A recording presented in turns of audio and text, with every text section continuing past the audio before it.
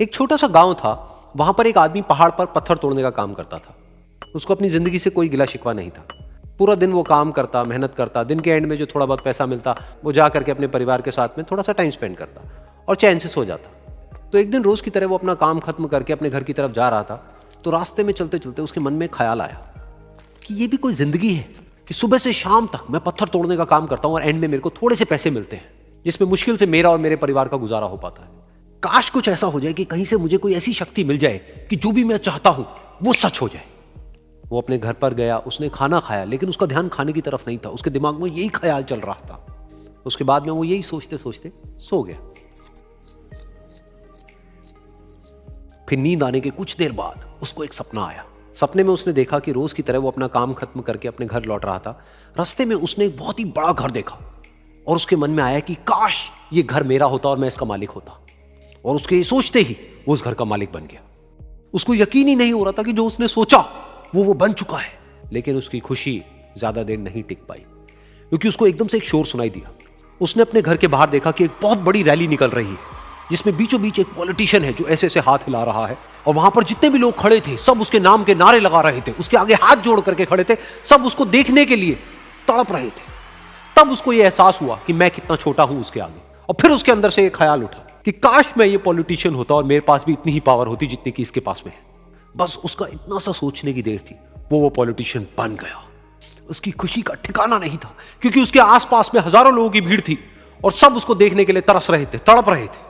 लेकिन उसकी ये खुशी भी ज्यादा देर नहीं टिक पाई। धूप बहुत ही तेज थी और उस पॉलिटिशियन को आदत नहीं थी इतनी गर्मी में रहने की। तो उस धूप की वजह से उसको चक्कर आ गए और वो बेहोश होकर के गिर गया। फिर उसको एहसास हुआ कि ये पॉलिटिशियन सबसे ताकतवर नहीं है, ये जो सूरज है ये सबसे ताकतवर है। और उसके मन में आया कि काश मैं ये सूरज बन जाऊं तो मेरे आगे कोई नहीं टिक पाएगा। और उसका इतना सा सोचने की देर थी और वो सूरज बन गया।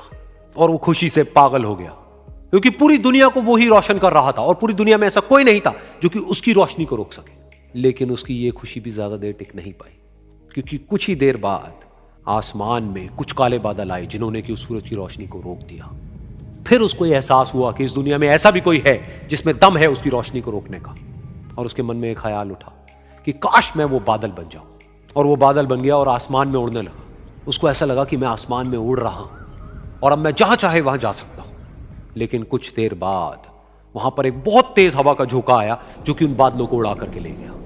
अब फिर उसे ये समझ आया कि ये जो बादल हैं वो सूरज की रोशनी को तो रोक सकते हैं, लेकिन हवा को नहीं रोक सकते। ये हवा उनको बहा करके ले जाती है। फिर उसके मन में आया कि काश मैं ये हवा बन जाऊं। और वो हवा बन गया। हवा बनने के बाद में उसको अपने अंदर एक अलग ही ऊर्जा का अनुभव हुआ। वो चाहे तो आराम से बहता और चाहे तो आंधी बन करके, तूफान बन करके, जिसको भी चाहे उड़ा करके ले जाता। उसको ये विश्वास होने ही लगा था कि इस दुनिया में सबसे ज्यादा शक्तिशाली मैं हूं। लेकिन तभी उसके सामने आया एक पहाड़। उसने अपनी पूरी ताकत लगा दी, लेकिन उस पहाड़ को वो इतना सा भी नहीं हिला पाया। तब उसको यह एहसास हुआ कि इस दुनिया में कोई है जो हवा से भी ज्यादा शक्तिशाली है, जिसमें दम है उस हवा को रोकने का। फिर उसके मन में आया कि काश मैं ये पहाड़ होता। और वो पहाड़ बन गया। लेकिन हर बार की तरह इस बार भी उसकी खुशी ज्यादा देर तक नहीं टिक पाई। उसको एक जानी पहचानी सी आवाज सुनाई दी और साथ ही साथ उसको दर्द होने लगा, जैसे कि कोई है जो उसको तोड़ रहा है, उसको मार रहा है।